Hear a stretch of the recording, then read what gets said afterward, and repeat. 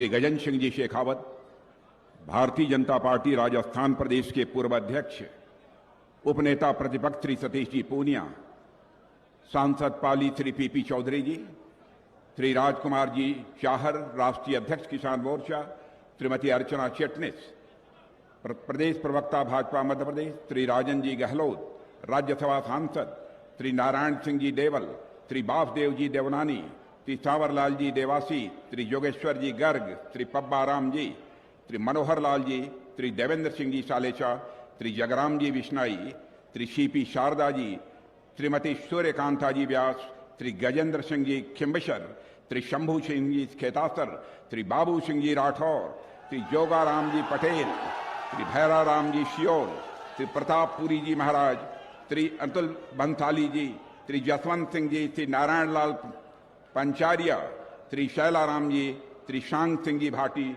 और श्री शैतान सिंह जी।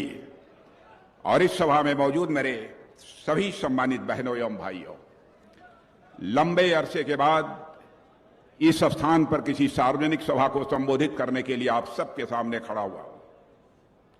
पहुंचते ही आप लोगों ने फूलों की हार पहनाकर स्वागत किया है, शब्दों के माध्यम से आपने स्वागत किया है, लेकिन भारत की परंपरा है और शिष्टाचार का तकाजा भी है कि स्वागत, अभिनंदन अथवा सलाम दुआ कभी एक तरफा नहीं होना चाहिए। इसलिए मैं भी अपनी तरफ से शीश झुकाकर आप सभी बहनों भाइयों का हार्दिक अभिनंदन करता हूं, आप सभी का स्वागत करता हूं। बहनों भाइयों, जहां तक बालेश्वर का प्रश्न है, मैं बालेश्वर की ही बात क्या करूं, राजस्थान की मैं बात करता हूं। राजस्थान की मरुभूमि में एक से एक बढ़कर बहादुरों और रणबांकुरों ने जन्म लिया है। यह दुर्गादास राठौर की धरती है, यह महाराणा प्रताप की धरती है, वहीं भामाशाह की धरती है, वहीं पर अपना बलिदान देने वाली पन्नाधाई की धरती है। मैं जानता हूं 1971 की जंग में इस इलाके ने, भारत के रहने वाले भारतीय सेना के जवानों ने जो पराक्रम किया था, बहनों भाइयों के और राजस्थान की धरती नहीं बल्कि पूरे हिंदुस्तान की धरती उसकी साक्षी है। मैं भूल नहीं सकता मेजर कुलदीप सिंह शांतपुरी को, जिन्होंने लोंगोवाला की लड़ाई में एक नया इतिहास रच देने का काम किया था। इसी जोधापुर के जाबाज योद्धा हनुत सिंह जी, जिनसे आप अच्छी तरह परिचित होंगे, जिन्होंने बसंतर की लड़ाई में बहादुरी का परिचय देते हुए महावीर चक्र भी प्राप्त किया था। आज जिस शांति और सुरक्षा के माहौल में हम जी रहे हैं मेरे बहनों भाइयों, उसके लिए देश में हमारी सेना ने, हमारे सुरक्षा बलों ने न जाने कितनी कुर्बानियां दी हैं। और आज देश की सुरक्षा का माहौल जो बना है, उसमें सबसे बड़ा योगदान यदि किसी का है तो हमारे देश के सेना के जवानों का है, हमारे देश के सुरक्षा के जवानों का है। मैं अपने सेना के जवानों और साथ ही सुरक्षा के जवानों का भी इस मंच के माध्यम से अभिनंदन करना चाहता हूं। पिछले 9 वर्षों में मोदी जी के नेतृत्व में आप लोगों ने जो पहले विश्वास व्यक्त करके सरकार बनाई थी, उस सरकार ने क्या काम किया है, क्या नहीं किया है, अच्छा किया है और अच्छा कर सकते थे, इसके बारे में सही फैसला यदि कोई कर सकता है तो मैं समझता हूं कि आपसे बेहतर और कोई दूसरा नहीं कर सकता है। लेकिन मैं आपको याद दिलाना चाहता हूं मेरे बहनों भाइयों, जिस समय नरेंद्र मोदी जी प्रधानमंत्री के प्रत्याशी के रूप में सारे हिंदुस्तान में सार्वजनिक सभाओं को संबोधित कर रहे थे, उस समय उन्होंने कहा था, सौगंध मुझे इस मिट्टी की, सौगंध मुझे इस मिट्टी की, मैं देश नहीं मिटने दूंगा, मैं देश नहीं झुकने दूंगा। और उसको करके उन्होंने दिखा दिया है मेरे बहनों भाइयों।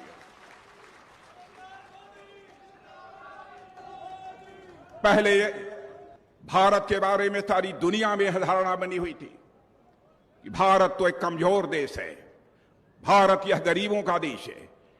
लेकिन आज यह धारणा सारी दुनिया में बदल चुकी है। पहले अंतर्राष्ट्रीय मंचों पर भारत कुछ बोलता था तो भारत की बातों को दुनिया को जिस गंभीरतापूर्वक लेना चाहिए उस गंभीरतापूर्वक नहीं लेती थी। लेकिन आज भारत अंतर्राष्ट्रीय मंचों पर कुछ बोलता है तो मेरे बहनों भाइयों, सारी दुनिया कान खोलकर सुनती है कि भारत बोल क्या रहा है। यह भारत की हैसियत सारी दुनिया में बनी है। करिश्माई काम किया है हमारी सरकार ने। यदि मैं कहूं कि सचमुच युगांतकारी परिवर्तन लाने में महत्वपूर्ण भूमिका हमारे प्रधानमंत्री मोदी जी ने निभाई है, तो यह कहना भी अतिशयोक्तिपूर्ण नहीं होगा। आर्थिक दृष्टि से भी देखें तो दुनिया में भारत कई देशों को पछाड़ कर आगे बढ़ चुका है और सारी दुनिया भी सच्चाई को मानने लगी है कि जो भारत आज के 9 साल पहले अर्थव्यवस्था के मामले में, यानी जो कुछ भी प्रतिवर्ष आप पैदा करते हैं श्रम के द्वारा, उससे जो कुछ प्राप्त होता है, उस धनराशि के बारे में यदि कहें, अब उसके लिए इकोनॉमी की साइज भी कहा जाता है, कुछ भी कहा जाता है, सहज रूप से किस शब्द का प्रयोग किया जाए यह मुझे बतलाना कठिन है। लेकिन अर्थव्यवस्था के मामले में जो हमारा भारत आज के 9 वर्ष पहले दुनिया में 10वें और 11वें स्थान पर हुआ करता था, आज उस भारत ने जंप लेकर दुनिया के 5 देशों में आकर खड़ा हो गया है। दुनिया की बड़ी बड़ी जो फाइनेंशियल कंपनीज हैं, अब वह भी कहने लगी हैं, वह दिन दूर नहीं है कि 2027 आते आते भारतवर्ष की इकोनॉमी की साइज, भारतवर्ष के अर्थव्यवस्था का आकार दुनिया के टॉप 3 देशों में आ जाएगा। यानी एक चीन, एक अमेरिका होगा, एक चीन होगा और तीसरा यदि कोई देश इस दुनिया में होगा तो भारत होगा। यह हैसियत भारत को प्राप्त हुई है। यह हमारे लिए छोटी उपलब्धि नहीं है। गांव गरीब किसान, झुग्गी झोपड़ी का इंसान, बेरोजगार नौजवान, महिलाओं का सम्मान, यही हमारी सरकार की प्राथमिकता रही है मेरे बहनों भाइयों। और मैं दावे के साथ कह सकता हूं, जब से हमारे देश को आजादी हासिल हुई है, आजादी हासिल होने के बाद इन सब सारी अपनी प्रतिबद्धताओं को ध्यान में रखते हुए हमारी सरकार ने कदम उठाया है। चाहे आवास देना हो, झोपड़ी में रहने वाले लोगों को पक्का मकान मुहैया कराना हो, तो स्वतंत्र भारत के इतिहास में प्रभावी तरीके से इस काम को यदि किसी ने किया है तो हमारे लाडले प्रधानमंत्री नरेंद्र भाई मोदी ने किया है मेरे बहनों भाइयों। कौन इस बात की चिंता करता था कि गरीब परिवारों की माताएं बहनें नित्य क्रिया के लिए उन्हें बाहर जाना पड़ता था, इसलिए उनके घर में भी शौचालय होना चाहिए। पहली बार इस आजाद भारत में किसी प्रधानमंत्री ने चिंता की इस बात की और घर घर में शौचालय बनवाने का काम किया, तो उस प्रधानमंत्री का नाम है नरेंद्र भाई मोदी। हर घर में नल होना चाहिए, नल में जल पहुंचना चाहिए। राजस्थान में प्रत्यक्ष मैंने अपनी आंखों से देखा है कि माताएं बहनें किलोमीटर, 1.5 किलोमीटर, 2 किलोमीटर जाकर घड़े पर घड़ा रखकर पानी का वह पानी लेकर अपने घरों में आती थी। ऐसे हालात थे। हमारी सरकार का यह संकल्प है बहनों भाइयों कि आगामी 3 वर्षों के अंदर इस हिंदुस्तान का एक भी घर शेष नहीं बचेगा जिस घर में नल न पहुंच जाए और नल के माध्यम से लोगों को जल न मुहैया होने लगे। एक भी घर शेष नहीं बचेगा। यह करिश्माई काम हमारी सरकार ने किया है। भ्रष्टाचार एक अहम मुद्दा हुआ करता था। मैं आपको याद दिलाना चाहता हूं, मनमोहन सिंह जी की सरकार थी, आप सबको जानकारी है। उस सरकार पर भ्रष्टाचार के गंभीर आरोप लगे थे और ऐसे गंभीर आरोप लगे थे कि भ्रष्टाचार के आरोपों के कारण मनमोहन सिंह जी की मंत्रिमंडल के कई मंत्रियों को जेल की हवा भी खानी पड़ी थी। लेकिन मैं दावे के साथ कह सकता हूं, 9 वर्षों का समय गुजर गया है मेरे बहनों भाइयों। कोई मां का लाल चाहे भारत का रहने वाला हो अथवा दुनिया के किसी देश का, उंगली उठाकर नहीं कह सकता कि मोदी जी के नेतृत्व की सरकार के किसी मंत्री पर कोई भ्रष्टाचार का आरोप लगा हो। कोई उंगली उठाकर नहीं कह सकता। मैं यह दावा नहीं करना चाहता, सारे हिंदुस्तान में भ्रष्टाचार को हमारी सरकार ने समाप्त कर दिया है। भ्रष्टाचार को जड़मूल से समाप्त करना यह कोई आसान काम नहीं है। यह बहुत बड़ी चुनौती है मेरे बहनों भाइयों। लेकिन मैं कह सकता हूं कि हमारे प्रधानमंत्री ने उस दृष्टि से भी प्रयास किया है, प्रयत्न किया है, भ्रष्टाचार को कम करने की कोशिश की है। मैं आपको याद दिलाना चाहता हूं, राजीव गांधी जी हमारे भारत के प्रधानमंत्री थे और राजीव गांधी जी ने एक बार ईमानदारी के साथ चिंता व्यक्त करते हुए यह कहा था, मैं राजीव गांधी जी की आलोचना नहीं कर रहा हूं, मैं किसी प्रधानमंत्री की आलोचना नहीं करता हूं, चाहे वह किसी भी राजनीतिक पार्टी का हो मेरे बहनों भाइयों, क्योंकि मैं मानता हूं प्रधानमंत्री यह व्यक्ति नहीं होता है, संस्था होता है। चाहे वह किसी भी पार्टी का प्रधानमंत्री क्यों न हो, उसका सम्मान किया जाना चाहिए, सबका सम्मान करता हूं।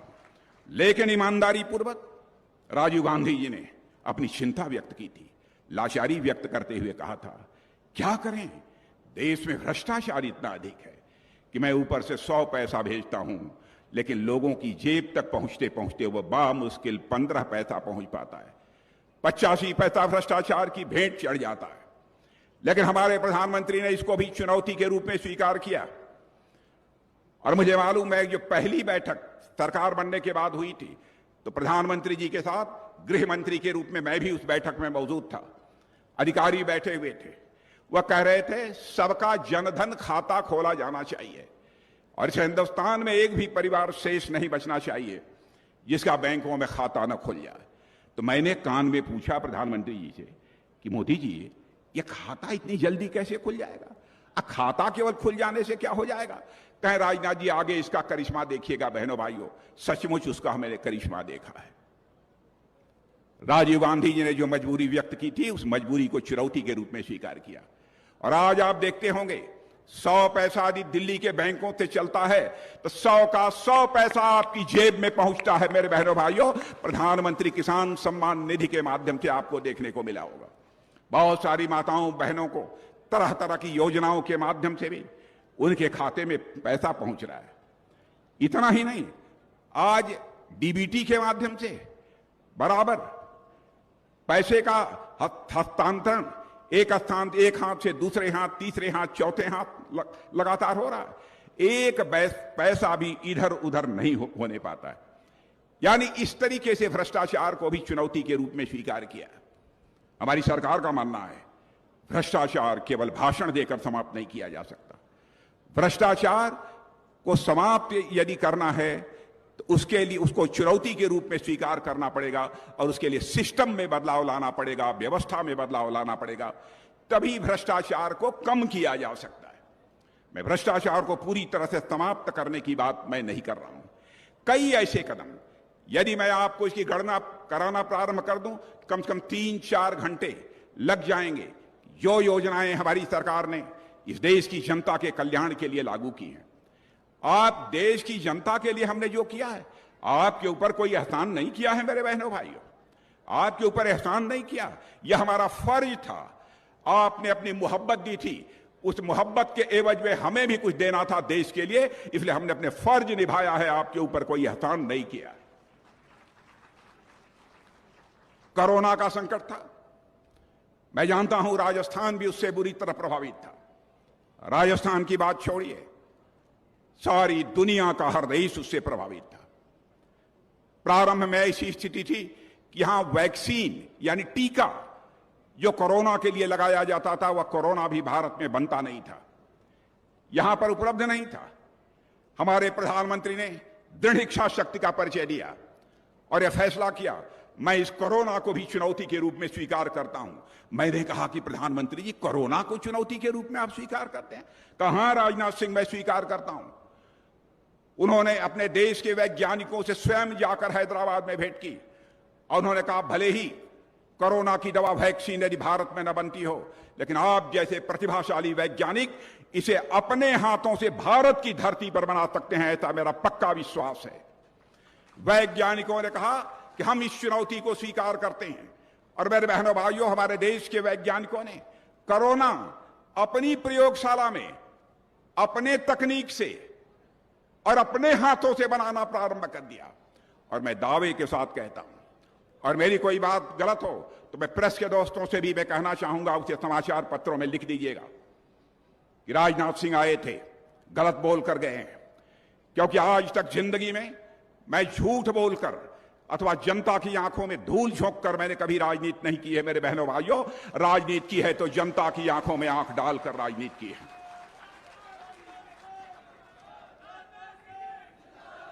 मैं यह कह रहा था कि भारत के अलावा दुनिया का कोई ऐसा देश नहीं है जहां के हर नागरिक को वैक्सीन के 2 टीके अथवा 3 टीके न लग गए हों।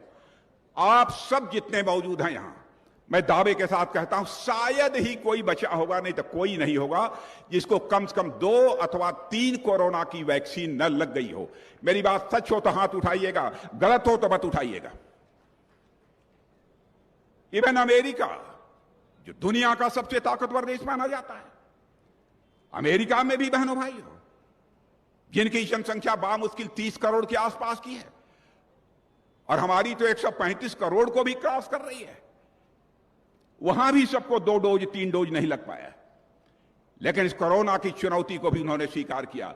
और आपको आश्चर्य होगा, केवल भारतवासियों को ही हम लोगों ने वैक्सीन की 2 डोज 3 डोज नहीं लगाई है, बल्कि वैक्सीन हम लोगों ने दुनिया के 100 देशों को मुहैया कराया है। 100 से अधिक 120 देशों को मुहैया कराया है। यह है आपका भारत आज का। इसीलिए मैंने याद दिलाया कि हमारे प्रधानमंत्री ने कहा था, सौगंध मुझे इस मिट्टी की, इस देश नहीं मिटने दूंगा, इस देश को नहीं झुकने दूंगा। यह है आपका भारत। पहले जैसा भारत नहीं है। मैं भारत का गृह मंत्री था, उरी और पुलवामा की घटना हो गई बहनों भाइयों, मैं वह क्षण भूल नहीं सकता जब अपनी सुरक्षा के जवानों की अर्थी लेकर मैं अपने कंधे पर चल रहा था। आज भी याद आती है, उसका दर्द मुझे शालता है। वहां से लौटने के बाद प्रधानमंत्री जी के साथ हम 2-3 लोगों की बैठक हुई। मैं सचमुच मैंने देखा कि जिस हमारे प्रधानमंत्री ने कहा था कि हमारा सीना ऐसा वैसा नहीं है, हमारा सीना 56 इंच का है, 10 मिनट के अंदर हमारे प्रधानमंत्री ने फैसला कर लिया। 10 मिनट के अंदर हमारे प्रधानमंत्री ने फैसला कर लिया। और आपने देखा हमारे बहादुर सेना के जवानों ने इस पार से नहीं, जरूरत पड़ी तो पाकिस्तान की धरती पर जाकर आतंकवादियों का सफाया करने में कामयाबी हासिल की। यह है हमारा आपका भारत, यह है हमारा आपका भारत। बहनों भाइयों, हमारे अब भारत अब कमजोर भारत नहीं रहा है, भारत अब ताकतवर भारत बन गया है। और हमने यह संदेश दे दिया है सर्जिकल स्ट्राइक से कि हम इस पार से भी मार सकते हैं, यदि जरूरत पड़ी तो उस पार भी जाकर मार सकते हैं। यह भारत के अंदर ताकत है। यह करके हम लोगों ने दिखाया है। कई ऐसे अवसर हैं, यदि मैं चर्चा करूं तो सचमुच आप सभी बहुत ही गौरवान्वित होंगे। आपने देखा होगा हमारा प्रधानमंत्री दुनिया के देशों में जाता है तो दुनिया का सबसे ताकतवर देश अमेरिका, उसका राष्ट्रपति कहता है, आकर उठकर पास आता है, गले से लगाता है। और राष्ट्रपति अमेरिका का मिस्टर जो बाइडेन कहते हैं कि मिस्टर मोदी, आप तो लोगों के बीच इतने पॉपुलर हो, ग्लोबली माने वैश्विक स्तर पर सारी दुनिया में इतने पॉपुलर हो कि आपका ऑटोग्राफ यानी आपका हस्ताक्षर, आपकी दस्तखत लेने की इच्छा होती है। इतना ही नहीं, ऑस्ट्रेलिया का राष्ट्रपति कहता है, आप सचमुच बास हो, बास हो। और पापुआ न्यू गिनी का प्राइम मिनिस्टर या हमारा प्राइम मिनिस्टर जाता है बहनों भाइयों, तो दोनों हाथों से पैर छूकर उनका आशीर्वाद प्राप्त करने की कोशिश करता है। यह है आपका हमारा भारत। बहनों भाइयों, यह केवल प्रधानमंत्री मोदी जी का स्वागत नहीं है, यह हर भारतवासी का स्वागत है, हर भारतवासी का स्वागत है। हम सब भारतवर्ष के स्वाभिमानी लोग हैं। यह सब सारी जो घटनाएं हैं हमको इसी रूप में लेना चाहिए। प्रधानमंत्री जी हमारे देश का प्रतिनिधित्व करते हैं दुनिया के दूसरे देशों में जाकर, और यह सम्मान जो हासिल हो रहा है, पहले यह स्थिति मेरे बहनों भाइयों नहीं थी। बतलाइए हमारे ऐसे पहले प्रधानमंत्री कि अमेरिका, वहां की दोनों सदन, कांग्रेस के दोनों सदन यानी जो संसद होती है, कांग्रेस के दोनों सदनों की संयुक्त बैठक को संबोधित किया। दूसरी बार, पहली बार तो कई लोगों ने किया, दूसरी बार किया। और ऑफिशियल विजिट थी, आमंत्रित किया था जो बाइडेन साहब ने अमेरिका ने, आइए आइए आइए भारत, कि प्रधानमंत्री जी आपका स्वागत है, मोदी आइए। कितना जोरदार स्वागत हुआ था, अपने टेलीविजन के पर्दे पर देखा होगा मेरे बहनों। यह भारत का स्वागत है, भारत की बढ़ती हुई ताकत का स्वागत है। यह कोई छोटी बात नहीं है। और आपने देखा होगा जो अमेरिका की संसद को, दोनों सदनों को संबोधित कर रहे थे, संसद को कांग्रेस कहते हैं, तो उस समय पूरे सांसदों ने 79 यानी 79 बार खड़े होकर तालियां बजाकर उसका स्वागत किया था। 79 बार तालियां बजाई थी और 15 बार खड़े होकर इसे स्टैंडिंग ओवेशन बोलते थे। यह आपके प्रधानमंत्री नरेंद्र मोदी का स्वागत किया था। बहनों भाइयों, मैं आपसे पूछना चाहता हूं, क्या यह सब सारी जो घटनाएं विदेशों में होती हैं, क्या उससे आपका सीना चौड़ा नहीं होता है? मैं समझता हूं जो भी स्वाभिमानी होगा बहनों भाइयों, हर इंसान का सीना चौड़ा होगा, क्योंकि मैं सच्चाई को जानता हूं। मान, सम्मान, स्वाभिमान यह मनुष्य के हृदय की सबसे बड़ी बलवती भावना होती है। मनुष्य जिंदगी में सब कुछ बर्दाश्त कर सकता है, लेकिन अपने स्वाभिमान पर किसी भी सूरत में चोट नहीं बर्दाश्त कर सकता है मेरे बहनों भाइयों। और यही स्वाभिमान की भावना थी। चंद्रशेखर आजाद उत्तर प्रदेश के इलाहाबाद के कंपनी गार्डन में अपने रिवॉल्वर की गोलियों से अपने अंग्रेज दुश्मनों को भूनते भूनते, जब रिवॉल्वर में अंतिम गोली शेष बची, तो चंद्रशेखर आजाद को इस बात की चिंता सताने लगी, कहीं विदेशियों के रिवॉल्वर की विदेशी गोली हमारे जिस्म में प्रवेश कर हमारे जिस्म को नापाक न कर दे। इसलिए राष्ट्रीय स्वाभिमान के धनी चंद्रशेखर आजाद ने अपने रिवॉल्वर की अंतिम गोली अपने सीने में दाग लेने का काम किया था। तब जाकर यह भारत आजाद हुआ है, तब जाकर यह भारत आजाद हुआ है। अशफाक उल्लाह खां 21 साल की जवानी थी। मां कहती थी, बेटा जवान हो गया है, बहुला बूढ़ी हो गई हूं, देखभाल करेगी, परवरिश करेगी। लेकिन अशफाक उल्लाह खां में के दिल में तो आजादी हासिल करने की दीवानगी थी। मुस्कुराकर मां के आग्रह को टाल देता था।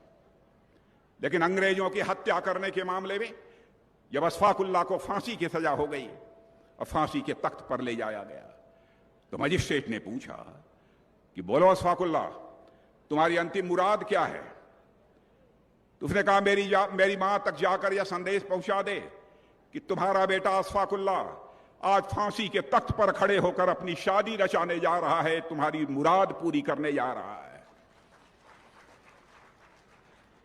मजिस्ट्रेट ने पूछा, क्या अशफाक उल्लाह, फांसी के तख्त पर खड़े होते ही तुम पागल हो गए हो, मानसिक संतुलन खो बैठे हो? कहां है वह लड़की जिसके साथ फांसी के तख्त पर खड़े होकर शादी रचाने जा रहे हो? बहादुर अशफाक उल्लाह खां ने, राष्ट्रीय स्वाभिमान के धनी अशफाक उल्लाह खां ने कहा, है मजिस्ट्रेट, पागल मैं नहीं हो गया हूं, अंधे तुम हो गए हो। क्या तुझे दिखाई नहीं देता है? मेरी आंखों के सामने जो यह फांसी का फंदा है, वही हमारी महबूबा है, जिसे आज मैं अपने गले से लगाने जा रहा हूं, जिसके साथ अपनी निकाह रचाने जा रहा हूं। ऐसे राष्ट्रीय स्वाभिमान के धनी जवानों के कारण भारत आजाद हुआ है, और ऐसी राष्ट्रीय स्वाभिमान के कारण हमारा भारत आगे बढ़ रहा है। जहां तक भारतीय जनता पार्टी का प्रश्न है मेरे बहनों भाइयों, मैं ये कहना चाहता हूं, पहले आपने देखा होगा पार्टियां कहती बहुत कुछ थी, करती थी बामुश्किल 10%, 15%, 20%, 25%, अपने वादों को पूरा करती थी। लेकिन आप हमारा चुनावी घोषणा पत्र उठाकर देख लीजिएगा, हमने जो कहा है वह किया है, और यदि न किया हो तो आप चिट्ठी लिख दीजिएगा। आप मुझे गाली भी देंगे तो उसका मैं स्वागत करूंगा। मैं कुछ 2-3 वादों की आपको मैं याद दिलाना चाहता हूं। हम 1951 आजादी मिलने के 4 साल के बाद जो पहला चुनाव हुआ था, उस समय भी हम लोगों ने कहा था हमारी सरकार बनेगी तो जम्मू कश्मीर, जिसे धारा 370 के तहत एक विशेष अधिकार प्राप्त है, हम उस जम्मू कश्मीर की धारा 370 को समाप्त करेंगे और जम्मू कश्मीर का वही दर्जा होगा जो कि हिंदुस्तान के अन्य राज्यों का दर्जा होगा। तो हर चुनाव में हम लिखते थे, हर चुनाव में लिखते थे। लोग ये कहते थे कि ये भाजपा वाले या जनसंघी लोग ये देश की जनता की आंखों में धूल झोंकते हैं, झूठ बोलते हैं, हर बार लिख देते हैं, कर नहीं पाते हैं। लेकिन आपने देखा बहनों भाइयों, जिस दिन संसद के दोनों सदनों में हमको बहुमत हासिल हो गया, चुटकी बजाकर हमने धारा 370 को समाप्त कर दिया और हिंदुस्तान के सभी राज्यों का वही दर्जा है जो जम्मू कश्मीर का दर्जा, सारे वो समाप्त हो गए। हमने कहा था ना 84 से हम लोग लिखते चले आ रहे थे, जिस दिन हमको सरकार बन जाएगी और दोनों सदनों में ताकत मिल जाएगी, उस दिन अयोध्या की धरती पर भव्य राम का मंदिर बनकर रहेगा।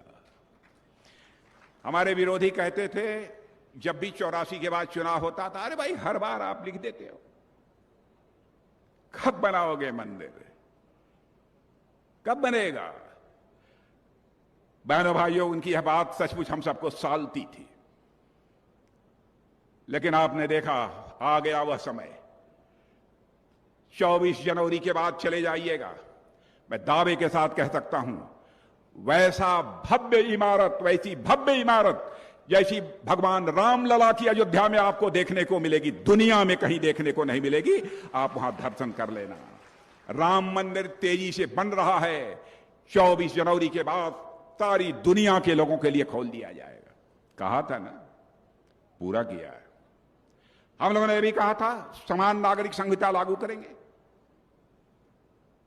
बहनों भाइयों, हमारे विरोधी लोग इस पर हिंदू और मुसलमान का सवाल खड़ा करते हैं।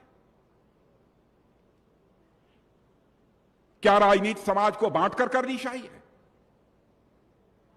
क्या हम समाज को साथ लेकर, सारे देश को साथ लेकर राजनीति नहीं कर सकते? क्या कोई मुस्लिम है यदि अपनी कोई धार्मिक क्रिया करना चाहता है, क्या हम उसको नहीं होने देंगे? कोई ईसाई है यदि अपनी धर्म के अनुसार कुछ करना चाहता है, क्या हम उसको नहीं करने देंगे? यहूदी करना चाहता है नहीं करने देंगे? पारसी करना चाहता है नहीं करने देंगे? कभी हम लोगों ने प्रतिबंध नहीं लगाया। बहनों भाई, हम जो करने जा रहे हैं, जो बात संविधान के निर्माताओं ने नीति निर्देशक सिद्धांत में संविधान में लिखी है, उसी को लागू करने जा रहे हैं। हम उन्हीं के वचन को पूरा करने जा रहे हैं बहनों भाइयों, जो संविधान में दिया है। क्यों हमारे ऊपर आरोप लगाया जाता है? क्या उसमें पंडित जवाहरलाल नेहरू नहीं थे? क्या उस संविधान सभा में सरदार वल्लभ भाई पटेल नहीं थे? क्या बाबा साहब भीमराव अंबेडकर नहीं थे? क्यों मोदी जी को लांछित किया जाता है? एक देश एक विधान नहीं होना चाहिए, एक कानून देश में नहीं होना चाहिए।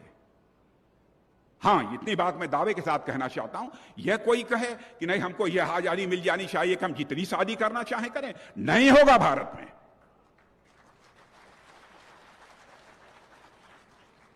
महिलाओं का सम्मान यह हमारी प्रतिबद्धता है, चाहे वह किसी जाति, किसी पंथ, किसी मजहब की मानने वाली महिला क्यों न हो। मेरी मां है, मेरी बहन है, मेरी बेटी है, 3 तलाक बोलकर उसे कोई छुट्टी नहीं कर सकता। बहनों भाइयों, जिंदगी में मैंने कभी, मुस्लिम भाई भी जानते होंगे, सारा हिंदुस्तान का मुसलमान जानता है कि राजनाथ सिंह ने कभी हिंदू मुस्लिम की राजनीति नहीं की है। राजनीति यदि की है तो इंसाफ और इंसानियत की राजनीति की है, जस्टिस एंड ह्यूमैनिटी, यह हमारी राजनीति के आधार है। क्या हम बुरा कर रहे हैं? हम माताओं बहनों को सम्मान दे रहे हैं, यही तो कर रहे हैं ना। आज चूंकि हमने घोषणा पत्र में भी कहा था, संविधान निर्माताओं ने संविधान में यह बात कही है, क्यों विरोध किया जा रहा? बहनों भाइयों, भारत दुनिया का इकलौता देश है जिसने भारत की सीमा में रहने वाले लोगों को ही अपने परिवार का सदस्य नहीं माना है, बल्कि हमारे ऋषियों और मनीषियों ने पूरे विश्व की धरा पर रहने वाले लोगों को अपने परिवार का सदस्य मानते हुए वसुधैव कुटुंबकम का संदेश किसी देश की धरती से सारी दुनिया को गया है तो केवल और केवल हमारे और आपके देश भारत देश की धरती से सारी दुनिया को गया है। मेरे बहन, पूरा विश्व ही हमारा परिवार है। क्यों आपत्ति होती है इस पर? मैं आपसे पूछना चाहता हूं और मैं जवाब भी चाहूंगा, क्या इसे नहीं किया जाना चाहिए? किया जाना चाहिए तो तालियां बजा दीजिए जोरों से, तो मैं मान लूं कि किया जाना चाहिए।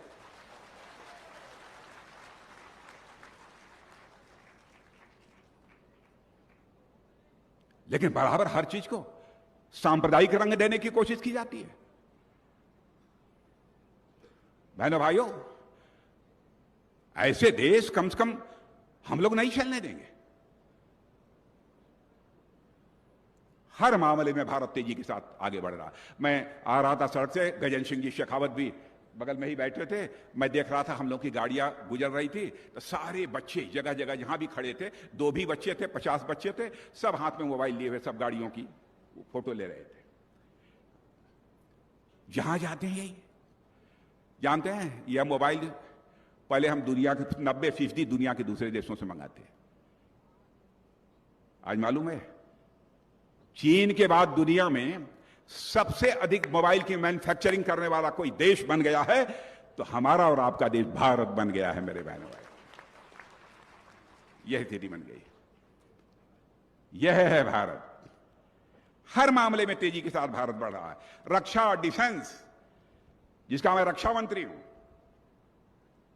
मेरे बहनों भाइयों, पहले तोप, गोले, बंदूक, गोली, मिसाइल, हर चीज बाहर से मंगाओ, बाहर से मंगाओ, बाहर से मंगाओ, बनती ही नहीं थी। आपको जानकर आश्चर्य होगा कि 2014 के पहले केवल 900 करोड़ इतने वैज्ञानिक, इतनी बड़ी बड़ी डिफेंस की इंडस्ट्रीज, पब्लिक सेक्टर अंडरटेकिंग्स, बनता क्या था? जो बनता था उसमें दुनिया के छोटे मोटे गरीब देश 900 करोड़ रुपया का सामान ले जाते थे। 6, 7, 8 वर्षों के अंदर वह करिश्मा हो गया कि आज हम बहुत सारे रक्षा से संबंधित सामान, तोप, गोले, बारूद, एमिनिशंस, मिसाइल, ठीक है, कुछ लोगों से टेक्नोलॉजी हम बाहर से भी ले रहे हैं, लेकिन भारत में बना रहे हैं। आप जैसे भारत के नौजवानों के हाथों से बना रहे हैं, और केवल भारत के लिए नहीं बना रहे हैं, सारी दुनिया के लिए बना रहे हैं मेरे बहनों भाइयों। और 16,000 करोड़ रुपए का एक्सपोर्ट किया है। 16,000 करोड़ का एक्सपोर्ट अभी इस साल किया है। मैं रक्षा मंत्री होने के नाते बतला रहा हूं। और तुरंत आप सुनेंगे कुछ ही महीनों के बाद हमारा ये रिकॉर्ड 20,000 करोड़ पहुंच जाएगा। 1 साल, 1.5 साल, 2 साल बीतेगा तो हमारे प्रधानमंत्री ने टारगेट तय किया है, कहा राजनाथ जी इसको 35,000, 40,000 करोड़ ले जाइए। और हम तो चाहते हैं 2047 आते आते, यानी आजादी के 100 वर्ष पूरा होते होते भारत की वह हैसियत बन जाए कि डिफेंस से मामले संबंधित जितने भी मामले हैं, जितने भी हथियार, गोले, बम, तोप, मिसाइल हों, सर्वाधिक यदि कहीं से एक्सपोर्ट किए जाने चाहिए तो भारत से एक्सपोर्ट किए जाने चाहिए सारी दुनिया को। हम लोगों की यह कोशिश है। बहनों भाइयों, आप सबके समर्थन की आवश्यकता है। अब देखिए, अब यूक्रेन, रूस और यूक्रेन की लड़ाई चल रही है, तो सुना होगा ना आप लोगों ने कि 1 साल से अधिक समय हो गया। सुना है कि नहीं? जरा हाथ उठाइए, सुना है कि नहीं? अब मैं बतलाऊं, पता नहीं बालेश्वर के लोग, उसमें कोई बच्चा वहां पढ़ता था कि नहीं पढ़ता था, तो मुझे मालूम नहीं है। लेकिन जब लड़ाई चलने लगी और रूस से धनाधन मिसाइल, गोले, तो जब यूक्रेन पर जब बरसने लगे, तो यूक्रेन में हमारे लगभग हजारों बच्चे पढ़ते थे। उनके माता पिता जो भारत में थे, वह कहते थे मोदी जी चाहे जो कुछ भी हो जाए, हमारे बच्चे को आप यूक्रेन से बाहर निकालिए। दुनिया के हर देश के लोग अपने अपने राष्ट्रपति, प्रधानमंत्री से कहते थे, लेकिन हमारे प्रधानमंत्री का कलेजा देखिए, हमारे प्रधानमंत्री का कद देखिए मेरे बहनों भाइयों। उन्होंने अपने देशवासियों के दर्द को समझा और टेलीफोन मिलाया रूस के राष्ट्रपति मिस्टर पुतिन को। उन्होंने कहा, पुतिन साहब, मैं अपने भारत के बच्चों को यूक्रेन से निकालना चाहता हूं, यूक्रेन पर बमबारी कुछ समय के लिए बंद कीजिए। अमेरिका के राष्ट्रपति मिस्टर बाइडेन से कहा, बाइडेन साहब, इसमें आपकी हमको मदद चाहिए, बमबाजी कुछ समय के लिए यूक्रेन में रुकनी चाहिए ताकि हम अपने बच्चों को वहां से निकाल सकें। और वहां के यूक्रेन के राष्ट्रपति मिस्टर जेलेंस्की को भी टेलीफोन उठाकर कहा, मिस्टर जेलेंस्की, एक भी तोप कुछ समय के लिए नहीं निकालेंगे। 4.5 घंटे के लिए युद्ध रुक गया। 27,000 बच्चे हमारे भारत आ गए मेरे बहनों भाइयों। यह है हमारा भारत, यह है हमारा भारत। विकास तो कितनी तेजी के साथ हो रहा है, उसकी बात तो सभी लोगों ने की होगी, बताया होगा। सड़क, सबसे पहले मैं अटल बिहारी वाजपेयी जी के मंत्रिमंडल में सड़क परिवहन मंत्री था। उसमें सब था, वाटरवेज था, जल मार्ग से जो जाता है, सब था। अटल बिहारी वाजपेयी जी ने सिलसिला प्रारंभ किया था। उस समय से चौड़ी चौड़ी सड़कें हिंदुस्तान में बनने लगी। फिर बीच में कांग्रेस की सरकार आ गई, तो जानते हैं कांग्रेस की सरकार में प्रतिदिन 5 किलोमीटर, 6 किलोमीटर, 8 किलोमीटर सड़कें बनती थी। 11 से ज्यादा एक समय लिमिट पहुंच गई थी, तो 10 किलोमीटर, 12 किलोमीटर प्रतिदिन। लेकिन आज अब मैं बताऊं, प्रतिदिन नेशनल हाईवे हमारे भारत में कितनी बन रही है? 38 से लेकर 40 किलोमीटर प्रतिदिन नेशनल हाईवे भारत में बन रही है। यह है भारत, यह है भारत। तो भारत की यह हैसियत बनी है सारी दुनिया में मेरे बहनों भाइयों। और मैं इतना आपको यकीन दिलाना चाहता हूं, जो हम कहेंगे वह करेंगे। भारत की राजनीति में नेताओं की कथनी और करनी के अंतर के कारण जो विश्वास का संकट पैदा हुआ था, उस विश्वास के संकट को हम लोगों ने चुनौती के रूप में स्वीकार किया है। हम इस विश्वास के संकट को समाप्त करेंगे, जो कहेंगे वह करेंगे। यही हमारा चरित्र है। बातें बहुत सारी हैं, यानी मैं पूरा भाषण यदि करता रहूं तो लंबा समय लग जाएगा। राजस्थान में आप लोग ठीक ठाक हैं कि नहीं हैं? भैया आप बतलाओ, जो किनारे खड़े हैं राजस्थान में, सब ठीक ठाक हैं? नहीं है? अरे नहीं, पीछे के लोग ठीक हैं कि नहीं? बीच के लोग आप लोग ठीक हैं कि नहीं? और भाई मीडिया के लोगों देखिए क्या हाल है। इधर इधर देखिए या दाहिनी तरफ देखिए, नहीं है।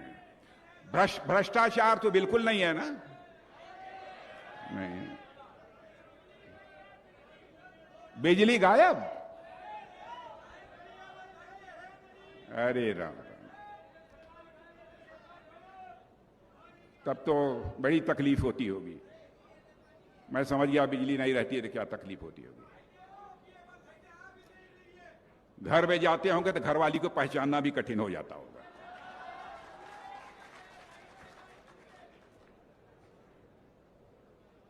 नहीं नहीं, बिजली न होने का दर्द हम लोगों ने भी झेला है, जानते हैं। और लॉ एंड ऑर्डर, कानून और व्यवस्था तो चुस्त दुरुस्त होगी, वो भी नहीं है। प्रेस के मित्रों देख लीजिए, ये भी नहीं है। यहां पर तो कोई वैमनस्य तो नहीं है ना, कोई जाके किसी के यहां घुसकर चटपट चाकुओं से मार के घायल कर दे, मर जाए। होता है? हाँ, किसी ने मुझे बतलाया था, सुना था, बड़ी दर्दनाक घटना घटित हुई थी उदयपुर की। क्या बहनों भाइयों, ऐसी सरकार चाहिए? क्या ऐसी सरकार यदि आपकी नीयत और ईमान को खरीदने की कोशिश करे चंद सिक्कों के आधार पर, तो क्या आप अपनी नीयत और ईमान को आप बिकने देंगे? मुझे बतलाया गया है कि अब अंतिम साल आ गया है तो कांग्रेस की सरकार यहां बख्शीश दे रही है, कह रही है चिंता मत करो भाजपा वालों, हमने अब इतना देना शुरू कर दिया है कि लोगों को खरीद लेंगे। क्या हमारे राजस्थान के बहादुरों को किसी मां के लाल में वह हिम्मत है कि खरीद सकता है? बहनों भाइयों, चाहे जो कुछ भी हो, जमीर नहीं बेचेंगे। इस संकल्प के साथ हमको आगे बढ़ने की जरूरत है।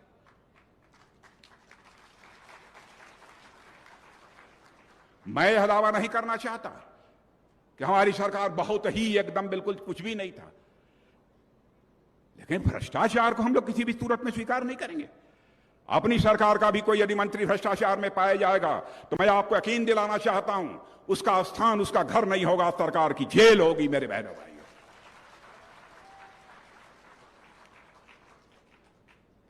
ये क्या कर रहे हैं लोग? राजस्थान ये वीरों की धरती है, पराक्रमियों की धरती है। मैं कहता हूं, राणा, यदि राजस्थान की पहचान किसी को जानना हो तो राणा की शक्ति, मीरा की भक्ति, पन्नाधाय की उक्ति और भामाशाह की संपत्ति, इस रूप में हम पूरे इस राजस्थान को समझ सकते हैं। हर वर्ग में यहां पर त्याग करने वाले, समर्पण करने वाले, और जब राष्ट्र का सवाल हो तो अपना सर्वस्व न्यौछावर कर देने वाले। बहनों भाइयों, पन्नाधाय पन्नाधाय की प्रतिमा का अनावरण करने के लिए मैं उदयपुर आया था। भूल नहीं सकता। पता नहीं यहां के पाठ्य पुस्तकों में पन्नाधाय के बारे में पढ़ाया जाता कि नहीं पढ़ाया जाता, पढ़ाया जाता कि नहीं पढ़ाया जाता? नहीं पढ़ाया जाता। शेखावत जी, हमारे सतीश पूनिया जी, आप सब लोग हैं, सीपी सिंह जी, आप आए? अकबर महान पढ़ाया जाता है, नहीं पढ़ाया जाता। लेकिन अपनी सरकार बननी चाहिए। राजन जी, शेखावत जी, आप मंत्री हैं, आप भी अध्यक्ष रह चुके हैं। पूनिया जी, पन्नाधाय को जरूर यहां के पाठ्य पुस्तकों में पढ़ाया जाना चाहिए। पन्नाधाय को जरूर पढ़ाया जाना चाहिए। मैं जानता हूं महाराणा प्रताप के बारे में सब लोग जानते हैं। एक से एक वीर हुए हैं, एक से एक लोग हुए हैं। और सचमुच आप देखिए, भारत की ताकत भी यदि दुनिया के नजरों में उभर कर आई है तो कब आई है? जब यही पोखरण में 1998 में आदरणीय अटल बिहारी वाजपेयी जी ने परमाणु परीक्षण कराया था। और मेरे बहनों भाइयों, परमाणु संपन्न देश बन गया उस समय। न्यूक्लियर पावर, परमाणु शक्ति संपन्न देश बन गया हमारा भारत। न्यूक्लियर पावर बन गया सारी दुनिया में।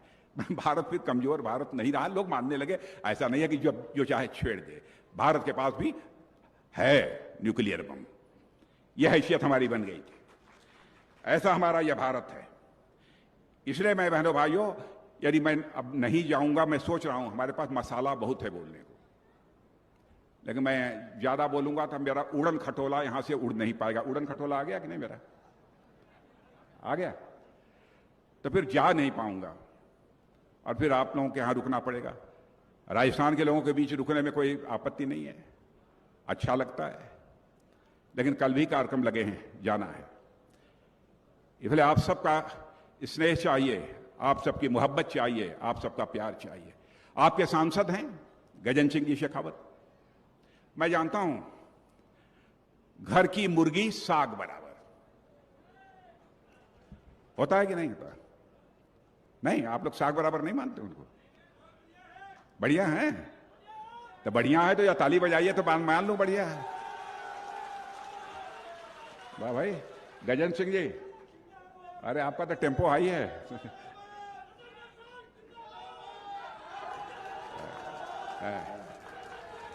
अब ऐसा है कि भारत की संसद में भी गजन सिंह शेखावत बहुत ही अच्छा बोलते हैं, बहुत अच्छा बोलते हैं, प्रभावी तरीके से बोलते हैं।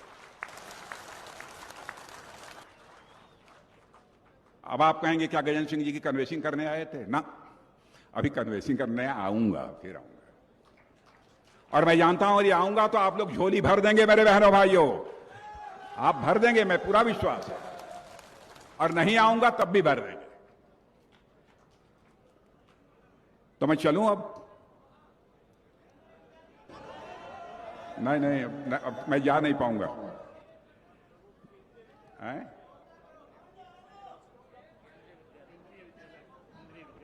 मैंने इन्होंने दिया है केंद्रीय विद्यालय के बारे में। मैं शिक्षा मंत्री शेखावत जी, आप या धर्मेंद्र प्रधान जी से बात करिए, धर्मेंद्र प्रधान जी को मैं भी कह दूंगा केंद्रीय विद्यालय को। अच्छा, गजन सिंह जी ने यह बतलाया कि ऑलरेडी स्वीकृत हो गया है। ऑलरेडी स्वीकृत हो गया। अरे भैया कह रहे हैं ना हो गया यार, क्या ऐसा कर। तो आप लोग कहिए।